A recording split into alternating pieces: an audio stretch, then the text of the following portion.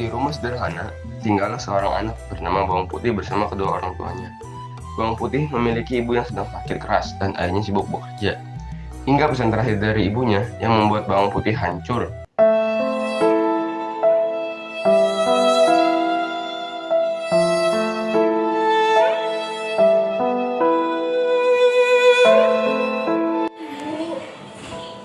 Putih, jaga bapak kamu sama kamu ya. Tetaplah sehat. Ibu jangan pergi. Putih masih pengen sama ibu. Ingat Putih, kamu harus tetap baik dan tetap sehat ya. Ibu, ibu, ibu jangan pergi. 2 minggu setelah kematian ibu dari Bawang Putih, ayah Bawang Putih membawa seorang kekasih dan kakak baru untuk Bawang Putih.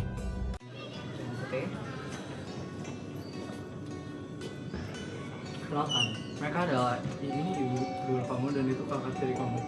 Namanya Bang. Semoga rumah ini bisa jadi lebih rapi. Mulai hari ini, kamu bakal bantuin kita beresin rumah. Karena Bawang Merah butuh istirahat. Baik, Tante. Di halaman rumah, Ivana sedang menjemur pakaian dengan wajah yang lelah. Tumpukan kain kotor di sebelahnya belum juga habis. Tetapi, tiba-tiba Merah datang untuk meminta kain hitamnya untuk dicuci lagi oleh Putih. Merah merasa kain yang Putih cuci masih terlihat kotor. Tanpa memiliki belas kasihan, ia melemparkan kain kotor itu ke arah Putih dan menatap dengan penuh amarah, seolah hasil kerjanya tidak ada artinya bagi Merah.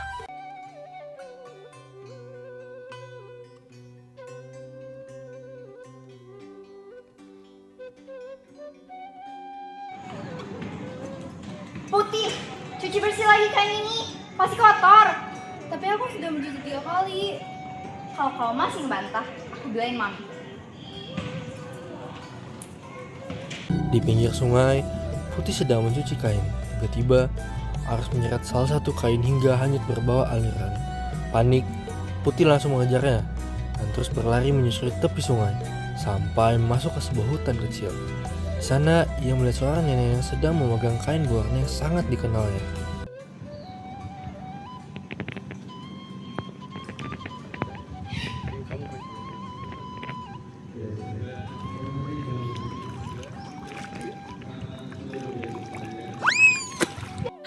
Kainnya hilang.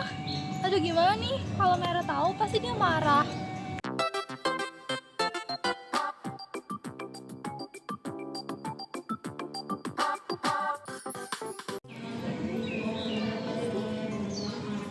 Nek, apakah Nenek melihat kain hitam? Apakah ini milikmu, Nak? Oh iya, itu punya saya. Makasih, Nek.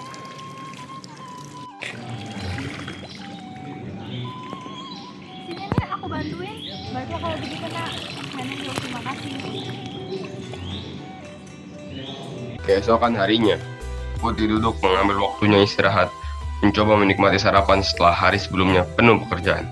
Namun, ketenangan itu tidak berlangsung lama. Ibu tirinya, Ibu Merah, tiba-tiba muncul sambil membawa setumpuk baju kotor.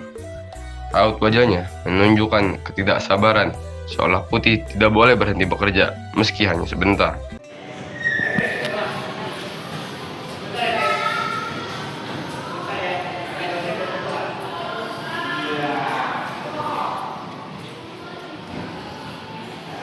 Putih, nih, kamu cuciin dulu ya baju ini sekarang. Iya, Tan. Harus sekarang. Iya, aku lihat nih, kakak kamu udah rajin. Kamu kapan dong rajinnya? Langsung dulu. Ayo langsung cuci ya. Iya, Tan. Sekarang. Sini makanannya. Kapan ya aku bisa mendapat kebahagiaan? Hah? Apa ini? Setibanya di rumah, Putih meletakkan labu pemberian nenek dan perlahan membukanya. Seketika, cahaya emas sangat terang keluar dari dalamnya, membuat Putih terkejut melihat harta yang tersimpan di sana. Kilauan cahaya itu cukup mencolok hingga menarik perhatian Merah yang sedang lewat dan membuatnya mendekat dengan rasa curiga.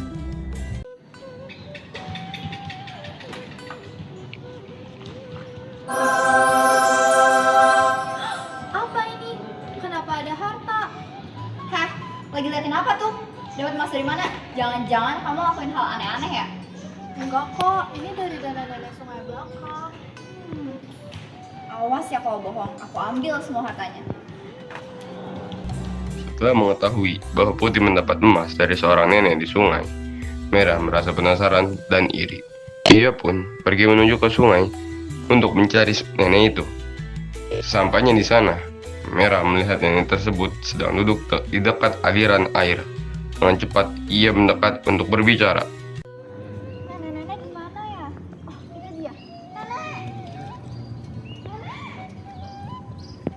Ini nak labu untukmu. Makasih Nek. Iya. Untung si bawang putih jujur. Velika pulang dengan penuh percaya diri sambil membawa labu pemeran nenek di sungai.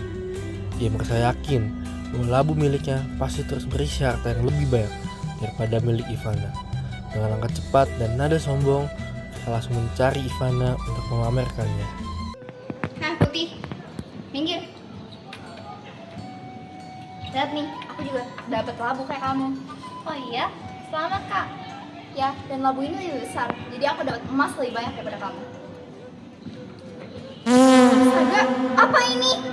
Serangga. Aduh, aku nggak tahu isinya serangga kak. Aku nggak mau tahu. Pokoknya buang ini ke sungai belakang. Di sungai, Putih masih terlihat gelisah setelah kejadian labu yang berisi serangga. Untuk menenangkan diri, ia mulai menyanyikan lagu daerah dengan suara lembut. Di kejauhan, dua pemuda pangeran dan kesatria kebetulan melintas dan mendengar suaranya. Keduanya berhenti, tertarik pada sosok Putih yang sedang bernyanyi tanpa menyadari bahwa ada yang memperhatikannya. Aduh, aku takut dengan serangga ini. Gundul kacau. Gimana dong? Siapa sih? Itu gak bisa baik ya.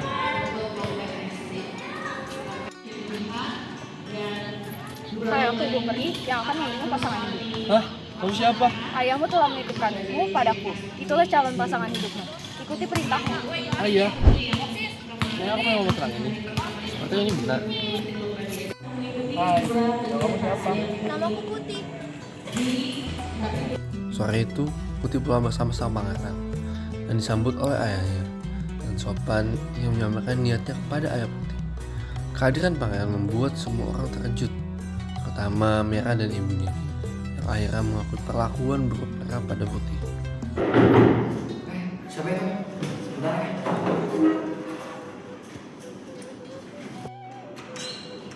Sore. Putih, kamu dari mana aja? Ayah nyari kamu kemana-mana loh. Siapa tuh? Papanya kaya? Merah, jangan kayak gitu, itu nggak sopan. Maaf, boleh masuk dulu aja?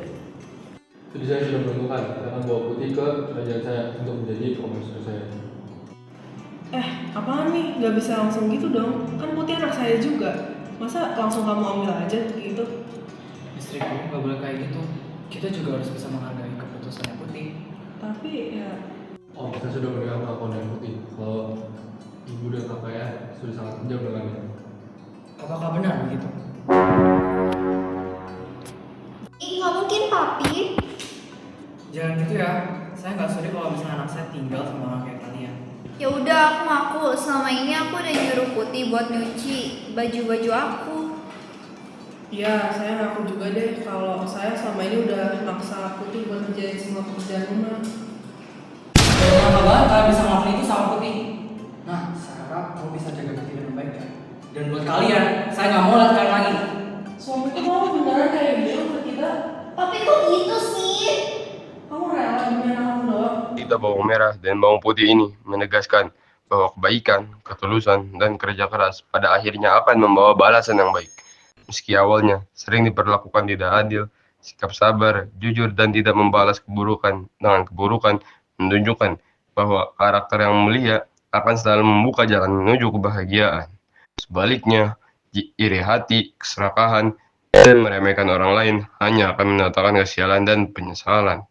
Kisah ini juga mengajarkan pentingnya memperlakukan keluarga dengan kasih sayang, serta tidak menyalahgunakan kekuasaan terhadap yang lebih lemah. Pada akhirnya, cerita ini menyampaikan bahwa kebaikan hati adalah kekuatan terbesar yang mampu mengubah hidup seseorang menjadi yang lebih baik.